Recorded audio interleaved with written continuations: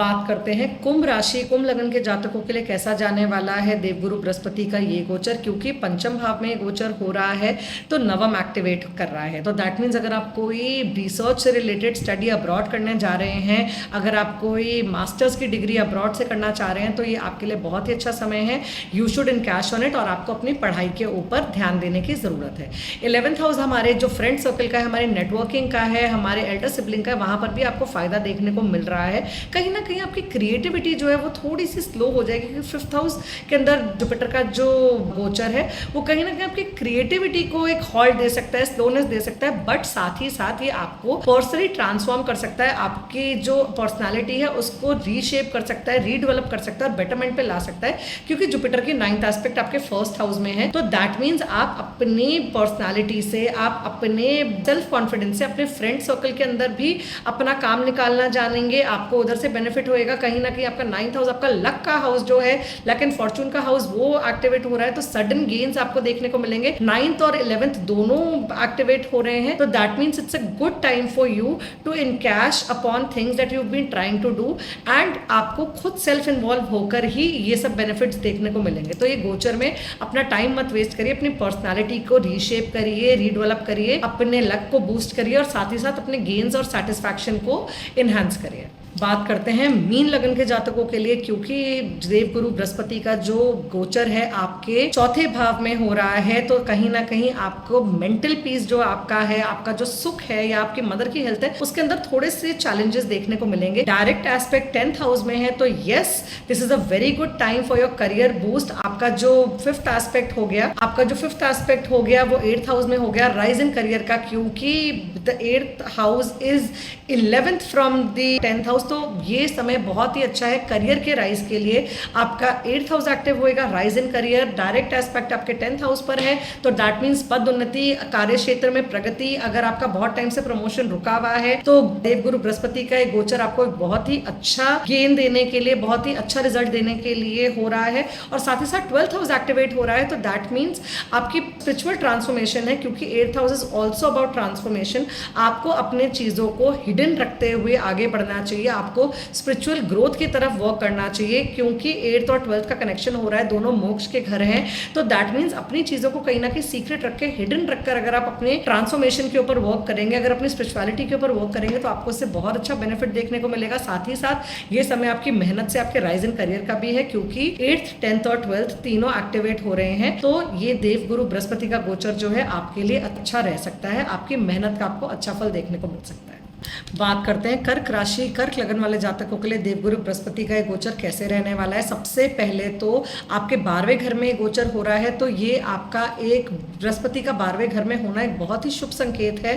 पर आपको अपनी ग्रोथ के ऊपर, अपनी स्पिरिचुअल ग्रोथ के ऊपर वर्क करने की बहुत ज़रूरत है। Gains from foreign land, earning from foreign land बहुत ही अच्छा एक टाइम है आपके लिए। 5th एस्पेक्ट 4th हाउस में पड़ी है, तो घर के अंदर नेचुरली गुड चीज़ें होना आपके लिए बहुत ही अच्छा है। अगर आपकी मदर का कोई हेल्थ इशू चल रहा है जो कि बहुत लंबे समय से चल रहा है, उसके अंदर आपको बेटरमेंट देखने को मिलेगी। जो 6th हाउस है उस पर डायरेक्ट एस्पेक्ट है। अगर आप किसी भी कॉम्पिटिटिव एग्जाम की तैयारी कर रहे हैं, अगर आप कोई किसी भी कॉम्पिटिशन में पार्ट ले रहे हैं, तो वहां पर भी आपको सक्सेस मिल सकती है आपके एफर्ट्स के थ्रू। साथ ही साथ 8th हाउस पे इसका एस्पेक्ट है, तो यहाँ पर अगर आप अपने ऊपर सेल्फ ट्रांसफॉर्मेशन के ऊपर काम कर रहे हैं, अगर आप अपनी ग्रोथ के ऊपर काम कर रहे हैं, तो बहुत ही अच्छा रहेगा।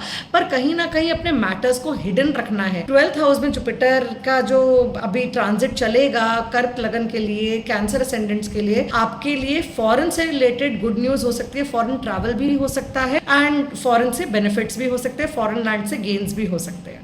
बात करते हैं स्कॉर्पियो असेंडेंट्स के लिए, जो हमारे वृश्चिक लगन के जातक हैं, उनके लिए जो देवगुरु बृहस्पति का गोचर हो रहा है, अष्टम भाव में हो रहा है। आप सभी को पता है अष्टम भाव हमारे ट्रांसफॉर्मेशन का होता है, हमारे हिडन गेन्स का होता है। तो सबसे पहले 5th एस्पेक्ट की बात करते हैं जो 12th हाउस में हो रहा है, तो आप अपने आप को स्पिरिचुअली इनहांस कर सकते हैं, अपनी चीजों को डिस्क्रीट रखकर, अपनी चीजों को थोड़ा हिडन रख के, अपने बारे में कम से कम बात करके अपनी ट्रांसफॉर्मेशन की तरफ वर्क कर सकते हैं। 8th और 12th हाउस दोनों मोक्ष के जो घर हैं, वो एक्टिव हो रहे हैं, तो दैट मीन्स आपकी साधना से आपको अच्छे फल की प्राप्ति हो सकती है।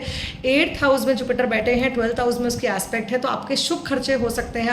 आप किसी भी ज़रूरतमंद की शादी में अपनी श्रद्धा अनुसार दान करिए, सहयोग दीजिए, ये बहुत ही अच्छा रहेगा आपके लिए। साथ ही साथ 2nd हाउस जो हमारी फैमिली और हमारे वेल्थ का है वो बहुत अच्छा इन्हांस होने वाला है, डायरेक्ट एस्पेक्ट हो गई है। तो दैट मीन्स अगर आप बेबी के बारे में सोच रहे हैं, अगर आप एक्यूमुलेटेड वेल्थ के बारे में सोच रहे हैं, तो इस समय बहुत ही अच्छा है। आपकी एक्यूमुलेटेड वेल्थ के अंदर भी ग्रोथ होगी और साथ ही साथ आपकी पर्सनल ट्रांसफॉर्मेशन भी होगी।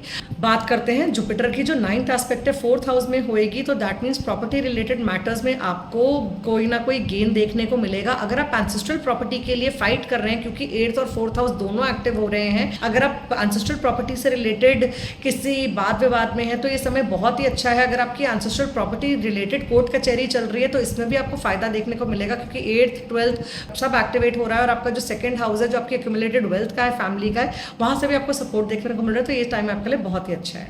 धनु लग्न के जातकों के लिए कैसा जाने वाला है देवगुरु बृहस्पति का गोचर, क्योंकि ये गोचर आपके सप्तम में हो रहा है, तो ये समय आपके लिए बहुत ही अच्छा है कि आपका जो सेल्फ है वो इनहांस हो रहा है, आपकी पर्सनल ट्रांसफॉर्मेशन हो रही है, सेल्फ एस्टीम और कॉन्फिडेंस दोनों बूस्ट हो रहे हैं। पंचम और नवम दृष्टि जो है आपके 3rd हाउस पे और आपके 11th हाउस पे, दैट मीन्स आपको आपके छोटे भाई बहनों का सहयोग और साथ ही साथ आपको अपने बड़े भाई बहनों का सहयोग देखने को मिलेगा, आपको अपने फ्रेंड सर्कल का सहयोग देखने को मिलेगा। ये समय बहुत ही अच्छा है अगर आप अपनी बॉन्डिंग सबके साथ लेकर चलें, अगर आप अपने फ्रेंड्स, फैमिली, नेबरहुड इन सबके साथ कोई ना कोई काम करना चाहते हैं, कोई कम्युनिटी वर्क करना चाहते हैं, तो उसके अंदर आपकी ग्रोथ होगी। 11th हाउस में गोचर होने की वजह से मैरिड लाइफ में थोड़े से वाद विवाद हो सकते हैं, मैरिड लाइफ में थोड़ी सी कंफ्यूजन हो सकती है, but this is just a temporary phase. तो आपको इस चीज को बहुत ही ज्यादा पेशेंस के साथ हैंडल करना है। ये समय पर्सनल ग्रोथ का, ट्रांसफॉर्मेशन का, आपकी ईगो और सेल्फ एस्टीम बूस्ट होने का है, but there is a thin line between ego and self respect and you should understand that and move your path forward in it. साथ ही साथ 3rd हाउस में आपके एफर्ट्स, आपके मोटिवेशन और आपके यंगर सिबलिंग्स, आपके जो नेबरहुड है उसका सपोर्ट आपको मिलने के लिए बहुत अच्छा समय है। 11th हाउस एक्टिव हो रहा है, तो कहीं ना कहीं आपकी नेटवर्किंग से, आपके सर्कल से आपको गेन्स देखने को मिलेंगे। बिजनेस थोड़ा सा स्लो हो सकता है, आपका डेली इनकम में थोड़ी सी प्रॉब्लम हो सकती है, but overall long term gains आपको ये गोचर करा सकता है। बात करते हैं मकर लगन के जातकों के लिए ये गोचर कैसा रहने वाला है। मकर राशि अगर आपकी है तो ये गोचर आपके 6ठे भाव में हो रहा है। गुरु जब 6ठे भाव में होता है तो आपको थोड़ा सा जो आपकी हेल्थ है उधर चैलेंजेस देखने को मिलते हैं, क्योंकि डायरेक्ट एस्पेक्ट 12th हाउस में, तो फॉरेन रिलेटेड गेन्स आपको देखने को मिल सकते हैं।